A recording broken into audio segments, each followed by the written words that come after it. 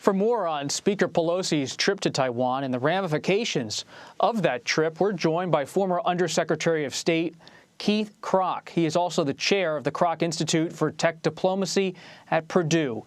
Good to have you here, sir. Let's begin with the news. What's the geopolitical fallout of the speaker's visit? Well, Bob, I can tell you what, this trip that Speaker Pelosi made is really important. I support it. It's really great to see. It's heartening to see that it got bipartisan support with Mitch McConnell and 25 other Republicans. And it's an important message that she sends to Taiwan, that we're here for our friends. It's important for the world. And I really agree with the late Senator Vandenberg, where he said, you know, partisan politics and at the water's edge, and especially the Taiwan Strait. So, you know, I had that experience of being the highest-ranking State Department official to go to Taiwan. I got bipartisan support, and there's nothing that she fears more than a united United States. Just briefly, to help our audience understand your background, which administration did you work in? So I worked in the last administration. I ran economic diplomacy. I was Undersecretary of State. Before that, really a lifelong businessman. My last role was I was CEO and chairman of DocuSign.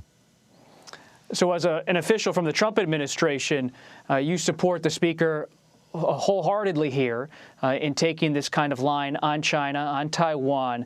But what is the risk, and what do we expect China to potentially do in the coming weeks, in months, in response to what's happened? Well, I can tell you one thing. Nobody wants war. And Xi keeps moving the goalpost. You know, with his invasion, sending the security forces and co-opting Hong Kong and eviscerating its citizens' freedoms. And, you know, all you need to do is look at what's gone on in the Ukraine. And so what China, the only thing China understands is you've got to come from a source of strength. So I wholeheartedly support Speaker Pelosi because, you know, these guys are amping up their aggression. It's multi-dimensional warfare. It's a game of diplomatic, economic, military, and cultural chess. And at crossroads is technology. That's where the main battleground is. But do you see the perspective of critics of this trip who believe it was too high risk? You know, I see that. But what's the alternative? Allow China to dictate where American citizens go, let alone the Speaker of the House. So, yes, of course, she could go. And you know, one of the things that I'm seeing out there in corporate America is corporate America has woken up. I think they're tired of this bullying, intellectual property theft, subsidies, all those kind of things. And the most prominent board members are saying to their CEOs, they're demanding a China contingency plan because they know if there is that conflict, you know, in the Russian conflict, you know, hundreds of millions. This is 10 times bigger. And they also know that when, you know, the dreaded becomes the inevitable, it's time to develop a plan and execute on it. What's the economic risk here in some ways? You're a former businessman, longtime businessman. Suppose the Chinese decide to stop buying American debt.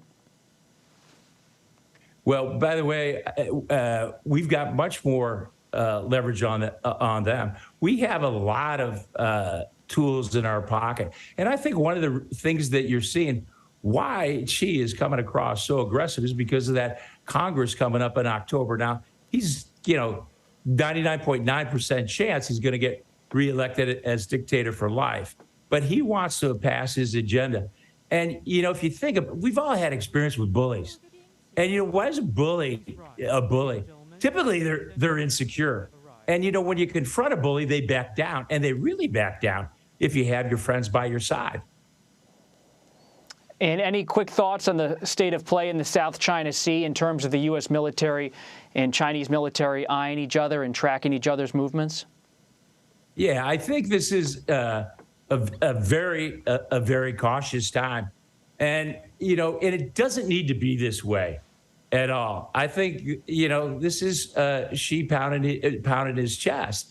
And we've got some great military leaders, and they're understanding, this situation. And what China has been doing, it's kind of slowly boiling that frog, really, in all those dimensions in terms of building islands and their war games. And Speaker Pelosi's trip to Taiwan is a perfect example of that. They're flying these warplanes. And when I went over to Taiwan, for President Lee's funeral, they flew 40 fighters and bombers across the median line. And, what was the purpose of that? We'll have to leave it there. Keith Krach, thank you very much for joining us. Thanks so much, Bob.